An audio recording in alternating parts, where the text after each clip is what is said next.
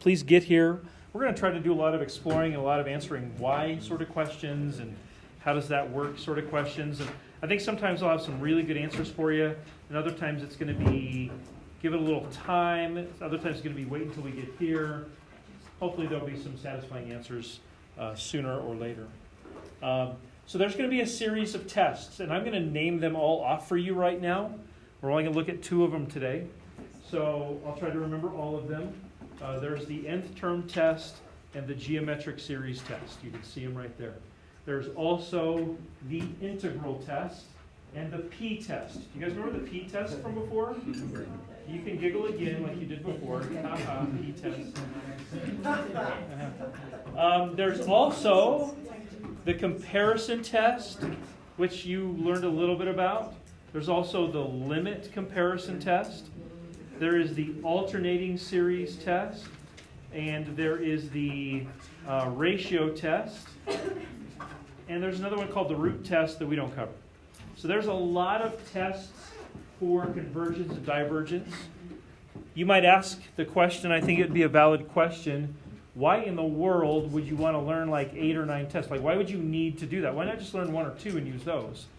Guys, listen, this is a crucial thing for you to get. The reason why there are like 8 or 9 tests for convergence or divergence is because the test to be used depends on the form of the power series. So if the power series is a geometric series, which you guys learned about in pre-calc, if it's a geometric series, guess what we could use? The geometric series test, right? If the nth term of the series is easily integrated, we might use maybe the integral test. If the series, now listen, you heard of this before because we talked about this on the video. We talked about it last time too. If the series is an alternating series, we probably would use the alternating series test. And so each type of series and all the characteristics that go along with that will usually correspond to some kind of test.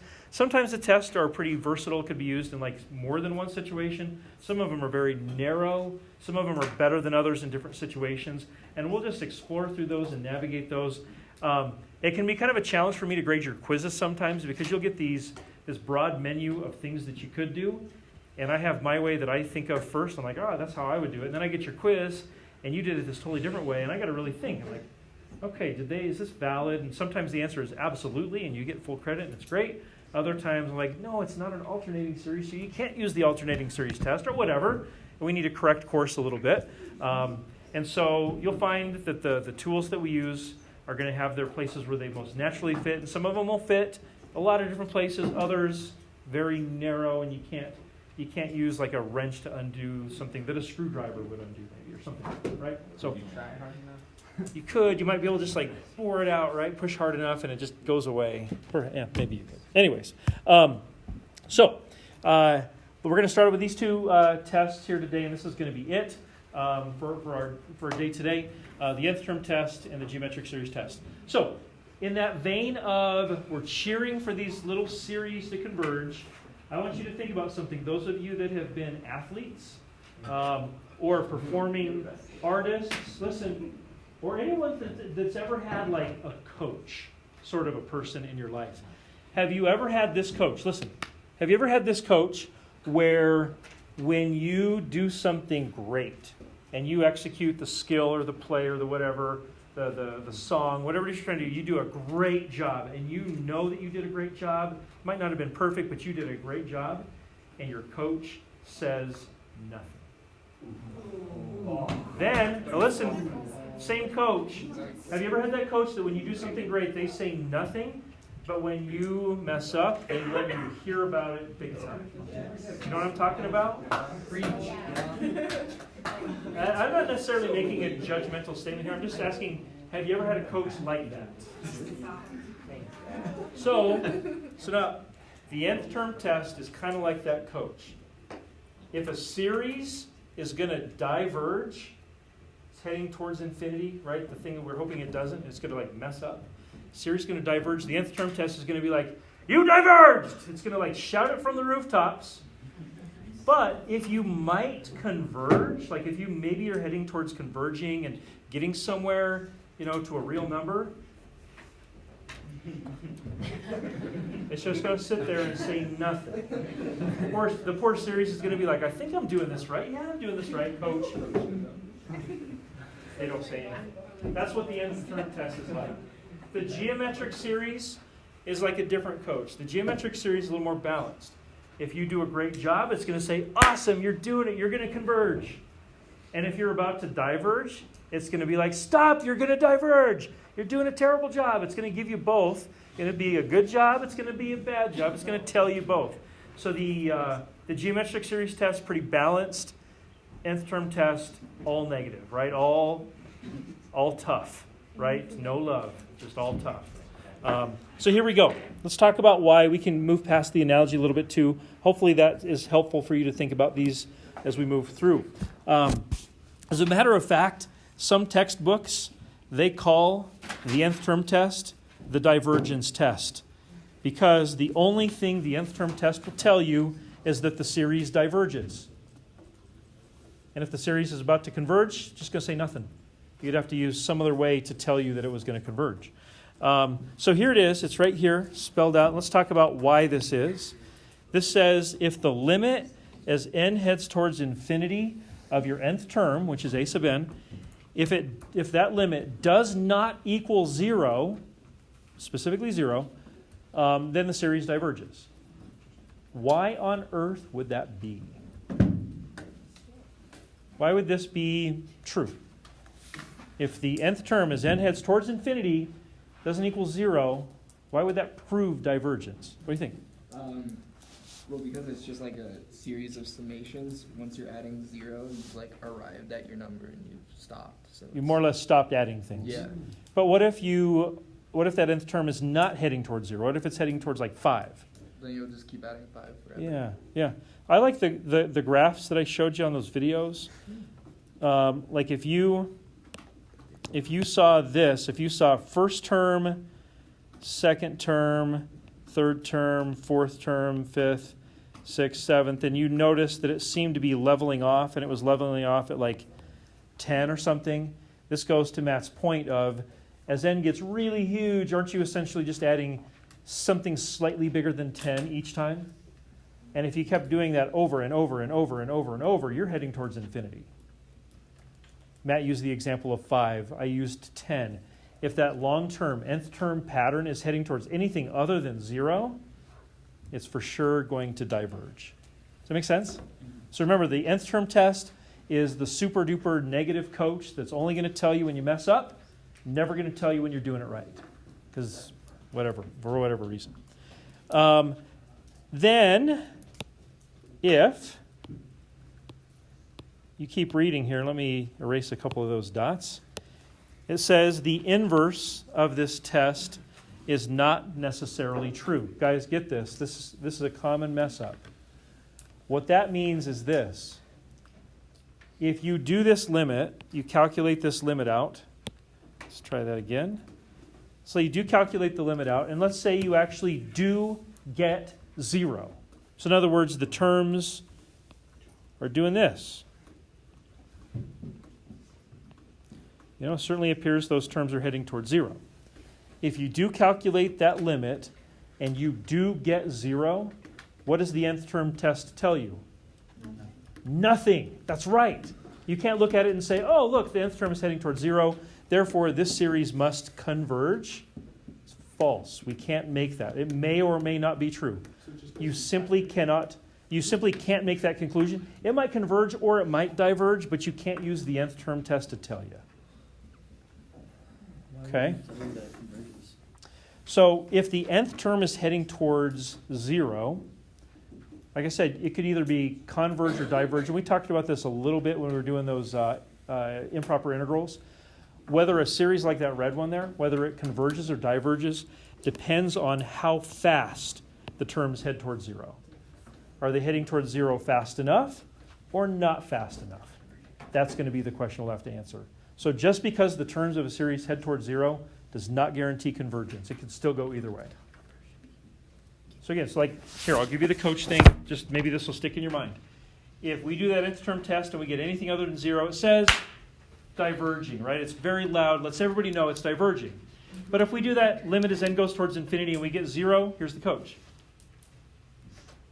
So it could still die. If you want some feedback, you're going to have to go see a different coach, a.k.a. some other test. Does that make sense? But it still could diverge. Good. Oh, In fact, we'll see some that do. that's weird. Yep. It just has to do with how fast those terms get towards 0 Okay. or how slow. Okay, so we'll practice that one here in a little bit. The geometric series test. I think the most important thing about the geometric series test is recognizing what a geometric series is. So a geometric series is a series in which the common ratio determines the next term. So a geometric series would be where to go from one term to the next, you multiply by 1/2 each time, or you multiply by 1/3 each time, or you multiply by 1/10 each time, or whatever it is. And the geometric series with a common ratio r diverges if that absolute value of that common ratio is bigger than or equal to 1. But it will converge if that the absolute value of the common ratio is between 0 and 1. What numbers are between 0 and 1? Well, there's infinite numbers of them, but what types of numbers? Fractions, yeah, 2/3, 1/4, 7/9. So if that common ratio is a fraction between 0 and 1, then you'll get convergence. If the absolute value of that is bigger than 1, you'll get divergence. Think about that. Like if the common ratio was 2, what are the terms going to do? Common ratio was 2, what would the terms do? Big. Wouldn't they double each time? 1, 2, 4, 8, 16, 32, 64, 128, 256, blah, blah, blah. They're just getting bigger and bigger and bigger. Isn't this going to be one of those diverging series? It's actually going to fail the nth term test. So one of the frustrating things sometimes for people is that when we do these tests for convergence and divergence, very, very often we don't ever actually find out what the series add up to be. The geometric series is one exception to that. If we get a converging geometric series, we can use that pre-calc formula that you guys learned way back, that a geometric series will sum up to be A over 1 minus R, where A is the first term in the series and R is the common ratio. Do you guys remember that? So if you've got a converging geometric series, you could use that formula to help you find what the sum actually is. And that'll be the only one where we actually find the sum. The rest of them, we don't. We just say whether they have a sum or don't. Converge or diverge. Okay, I think that's enough talk. Let's try a couple of examples, unless you guys have any questions. All right, so here we go. So number 1 says use the appropriate test to determine convergence or divergence.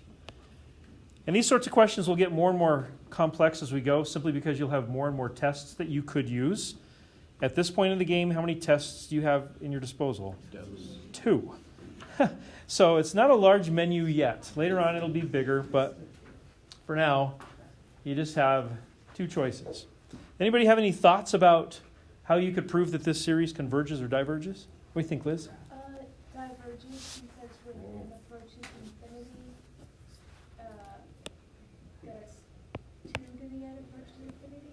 Let's check it out. 0. So she's, of course, using the nth term test, right? So I'm going to try to be super duper precise with what I write. You can always write it in your own way, but you need to be precise and have all these elements in place. So Liz says, let's use this nth term test. Let's check it out.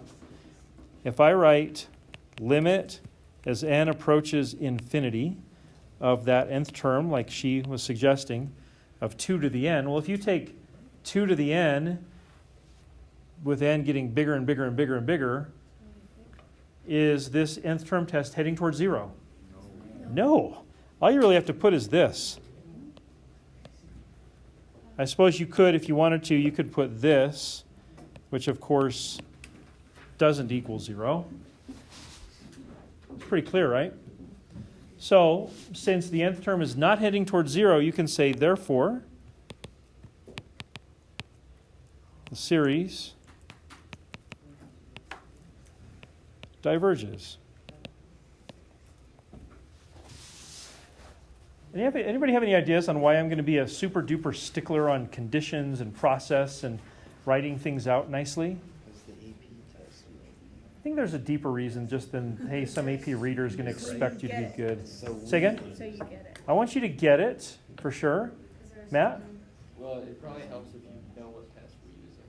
For sure. Yeah, absolutely. Jasmine, what'd you say? There are so many tests that you need to write while you're new. True. How about this? For the vast majority of these, like all these sorts of questions, the question is going to be, does this series diverge or does this series converge? It's a binary situation. So, do you see how somebody could just go, Yes. diverge? Done. You see what I'm saying? So if all you did was just said, hey, I think this series diverges, and like that's where your explanation started and stopped, you're not going to get any credit at all, even if it's the right answer. I'm way more interested in your reasoning and the understanding and showing that you do know what you're talking about and what test you used and all that, because you guys are way beyond the, please let it be converged. Oh, yeah, it was converged. Yay, I guessed right. I'm not interested in your guessing skills, really. I want to see if you can make good connections and understand. So that's the idea. The nth term test was a great option. Could you have used the geometric series test here? You could. Hey, guys, listen. Remember I told you earlier that one of the challenging things about the geometric series is remembering what makes a series a geometric series. So a geometric series will always take some, and it'll be various shapes and sizes and all this stuff, but a geometric series will always be some number raised to the nth power, like 2 to the n, or 2/7 to the n, or 3/5 to the n, or 5/9 to the n, or some number, fraction or otherwise, to the n. So if you've got a number, like a numerical base with a variable exponent, that's a geometric series. Make sense? Mm-hmm. Numerical base, variable exponent, that's geometric. Okay, so if we were going to do geometric, what would we need to point out here? What do you think? Johnny? R is greater than 1. Yeah. So R is equal to 2, which is bigger than 1.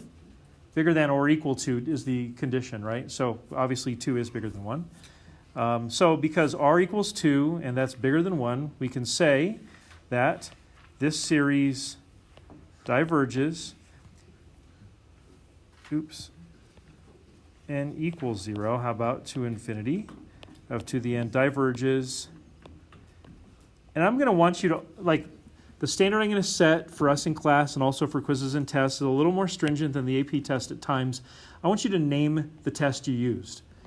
And I'm okay if you don't spell it out. If you just wanted to put parentheses GST for geometric series test, fine with that. Like later on, we'll look at the alternating series test if you wanted to put AST. AP readers are familiar with that sort of an acronym too, so you could continue to use that if you wanted to. Anyways. So there's 2 ways you could have done number 1. There's actually more than 2 ways, but we've only learned 2 ways, and you could have used both. We just did. Emma, you had your hand up a second ago, maybe? Yeah, and then I got it now. You got it? Okay. Any other thoughts, questions? Okay, let's do a few more. Why don't you guys take a look at number 2? How is it?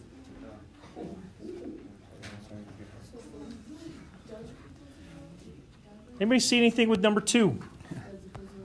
Obviously a lot more going on. Anybody see anything jump out at you? Something we could do, try, change, manipulate? Change the bottom.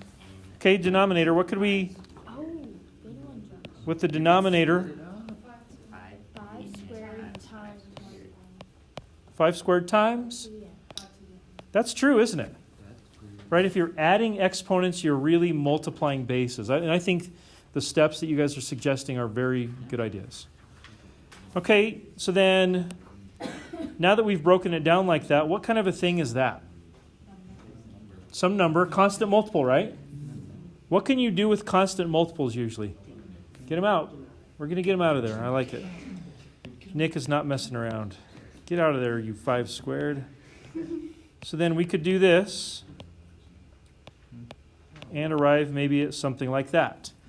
Maybe at this point you look at it and say, I know what kind of series this is. What would you say? Maybe we can't yet. I don't know. Anybody know what type of... Doesn't it have a numerical base with a variable exponent? It's geometric. But we might want to rewrite this a little bit so we can identify the common ratio. Any suggestions on that?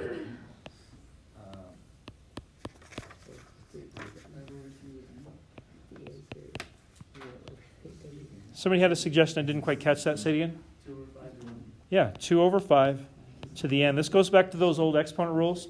If you've got 2 to the n over 5 to the n, it's really 2/5, the whole thing to the n. Yeah. Okay, so sometimes you'll have to do a little rearranging like this. You might be able to identify it's geometric, but you're going to want to be able to identify the common ratio so you can say, yes, it diverges, or actually, no, it converges, or whatever it happens to be. So any thoughts on this one as far as what the common ratio is? 2/5, right? That's the number that gets multiplied repeatedly to get the next term, right? So common ratio is 2/5. And how does that relate to the thing we need it to relate to? Yeah, it's less than 1. So what does that mean? Converges. So we can say, therefore, the series... I'm just going to write the series here. There's only one series for number 2, so I think the series is clear enough, right? Series converges. And we could say that's because of the geometric series test. We wouldn't need to solve it. So it didn't ask us, like in the directions, I think it just says determine convergence or divergence. Certainly there will be times when it'll just say evaluate that thing. And that's when we'd use the a over 1 minus. Let's do that. With the geometric, you could, right? That's the only one you can do that with. Yeah. Let's say, hey, let's figure out what the answer would be. Did anybody know what the first term would be? Say again.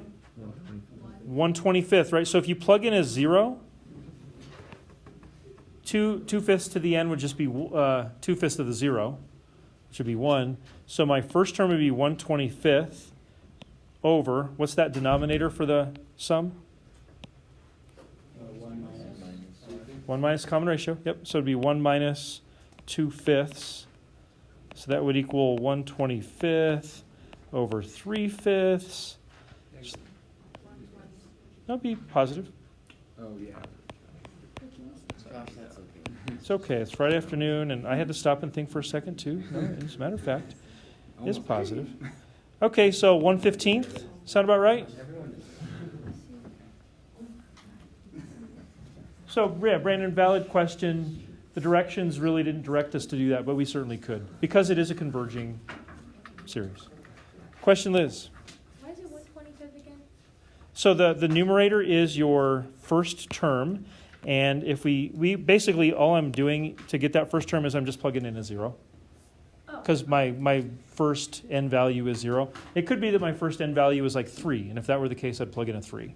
Plug in a 0, you get 2 to the 0 over 5 to the 2, 1/25. Okay, cool. Thanks.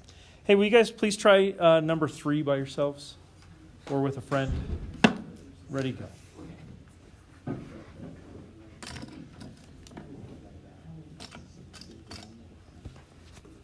Matt, I'm sorry to do this on your birthday to you, but here in a few minutes I'm going to have you pack it up and go early. Okay. Just be ready. We'll keep going here for a few minutes. But just be ready. I think it's a race. Well, you know, if it was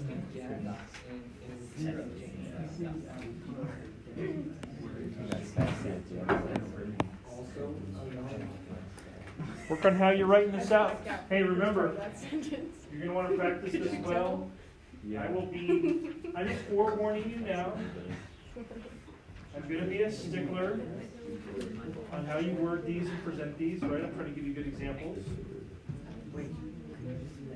Even if you cry, you get mad, Okay. We're not there. We can't do the nth term test. What? We could. I mean, we could, but it wouldn't tell us The anything. nth term is going to tell you nothing.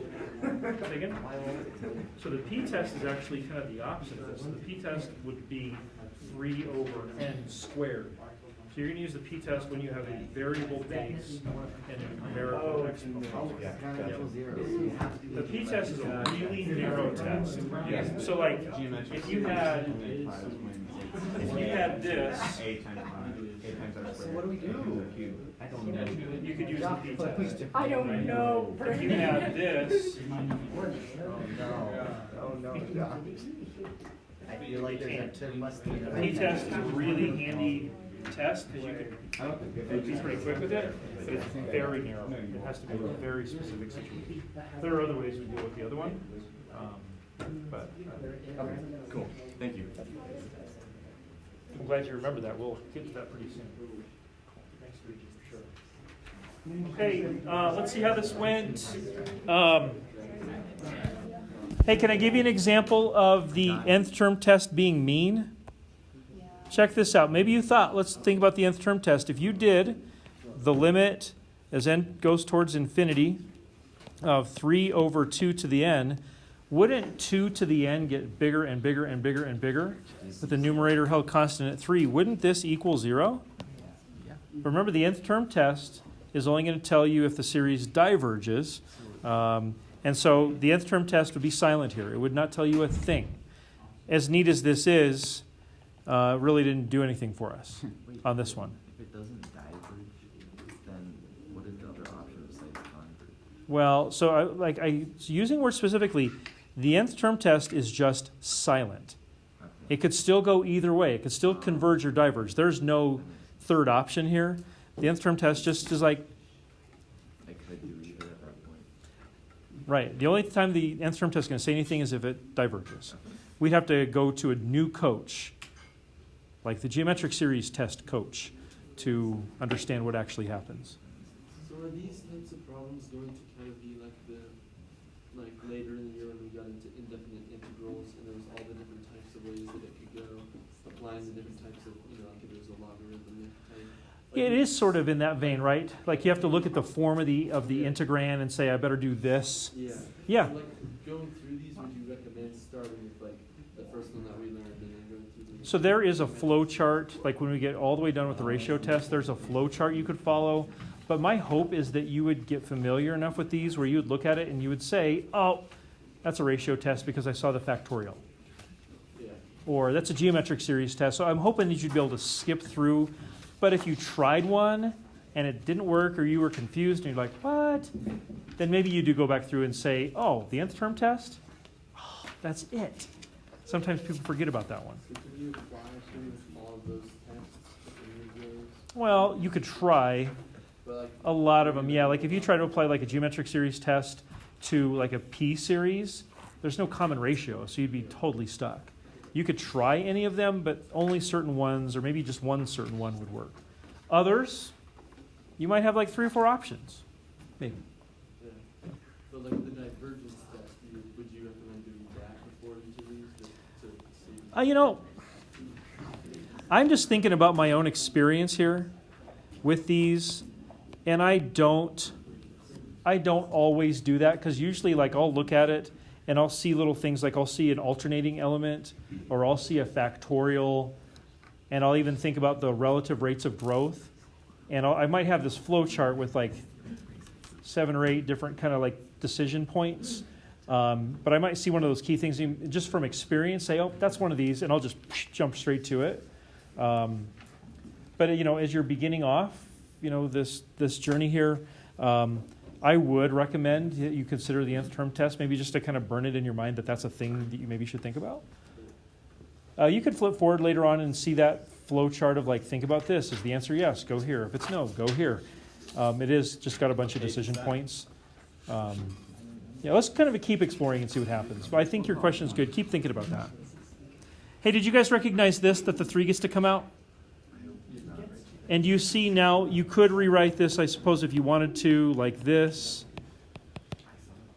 Oops, that's supposed to be an infinity, just a super squiggly one. you see your common ratio now? Oh. Isn't 1 to the n just 1? Wait, how did you? Isn't it the same thing? Yeah.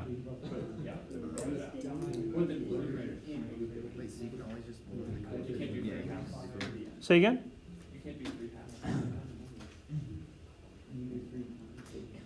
No, because the 3 wasn't to the end, but 1 times 1 times 1 times 1, we can see the pattern, right? Okay, so the common ratio here is 1/2. What does that mean for the series? Yes, because 1/2 relates to 1 how? It's less than 1. So here's a common trap. Again, I'm going to be a stickler. Check this out. If you wrote all this stuff out here and you said, hey, look, the common ratio is 1/2, therefore the series converges, and you said, and the name of this was the geometric series test, you're going to have an issue. What's the issue?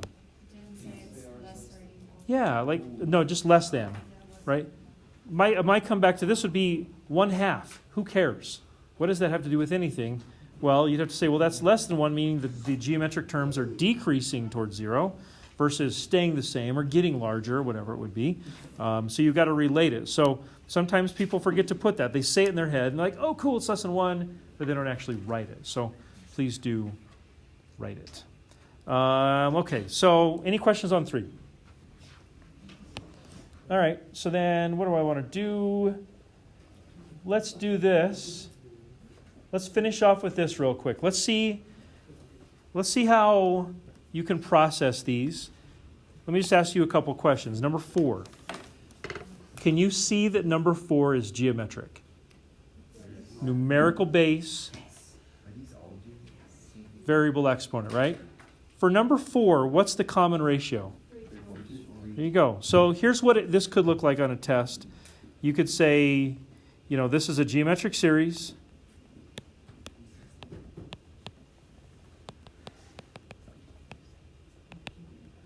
And the common ratio is, like you guys said, 3/4. What do you have to put with the 3/4? Less than 1. Therefore, the series does what? Converges. And you tag on the little GST. Make sense? How about number 5? Can you see the geometricness of that? Hang on one second. So if you can see that number 5 is a geometric series, what then is the common ratio? It's 5/3, and 5/3 relates to 1 bigger than, and all that common ratio has to be is bigger than or equal to 1, right? And that would mean, in that case, the series diverges. So remember, the geometric series test is balanced. It'll tell you either way. Nth term test will only tell you about divergence. Call in question.